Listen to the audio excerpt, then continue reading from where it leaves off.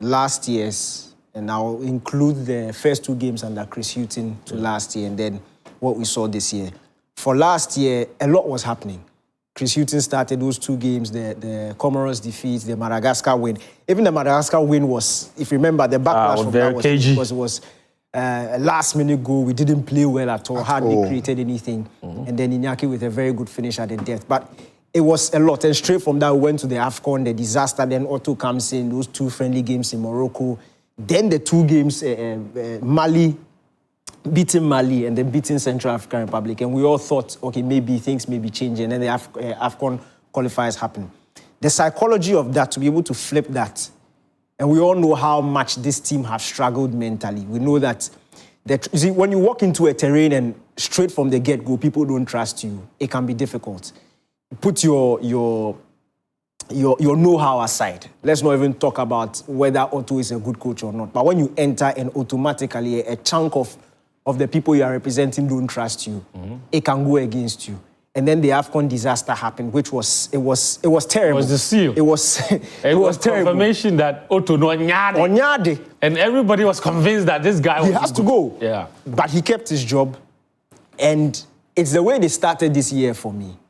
And it's something I've noticed. Look, every sphere of the game has improved. I'm not saying it's the best, but we've seen improvements. Defensively, it's not that we are not conceding. We are not even conceding chances. Yeah. Hardly.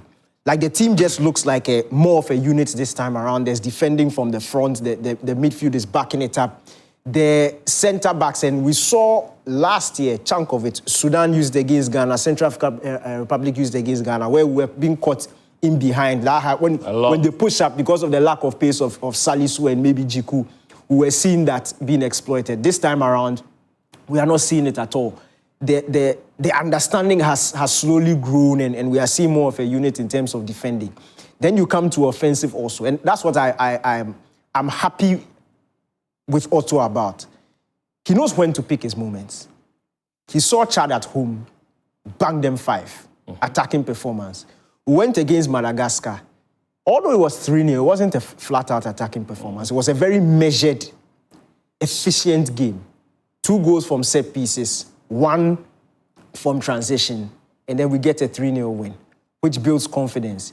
You come back, and the next 2 games we played were, I think, the Mali last time around. Yeah. Mali and Chad. Chad, we were leading 1-0, foot off the pedal, it happens. But most of the time, and when you look at the experience level of Otto, you judge it now versus then. You probably would have expected him to come out and try and prove himself, which happened in the Sudan. Remember, game, yeah. We played very well against Sudan at home. We didn't win. Then he took that arrogance away, thinking that he could do it again, and it completely backfired. But this time around, 2 days after a very poor performance away against Chad, at home against Mali, you expect all guns blazing. No, it was a very measured performance. We were able to keep Mali at bay, got our goal, and then on to the next one. Then we saw the Central African Republic, that 5-0. Yeah. Most of us, even myself, I wanted a bloodbath against Comoros. But at the end of the day, when you look at it from the technical point of view, it's about doing the job and maintaining a good feel rather than going out with arrogance and risking a bad result. It's become a lot more pragmatic about it. Exactly. Yeah. Look, Comoros are a really good side when it comes to their ball-playing ability. We've seen them. Very well coached as well. Very well coached also. So it was about limiting the number of opportunities they had and trusting that we will, by all means, will find a way. But limiting it, that clean sheet, that defensive solidity is paramount over flashiness, and at the end of the day, the job was done. People stayed and fireworks and people celebrated. Whether it was 5-0, was 10-0 or 1-0, people still stayed. We are still happy. That's the job, has to be done. So we can see that experience is slowly growing. And for me, I'm really happy about that. But just to chip into the question you asked, Sichu, we need to get high-profile friendlies for this team because we are not going to the AFCON. Yeah. Which is a big problem. It's a big problem. Look, we will not play a competitive game until the World Cup. Until our first game at the World Cup. Yeah. Oh, no, that's a friendly, competitive game. So that's why you need the high-profile friendlies. And we know they've secured some good ones for the Asian Tour for November.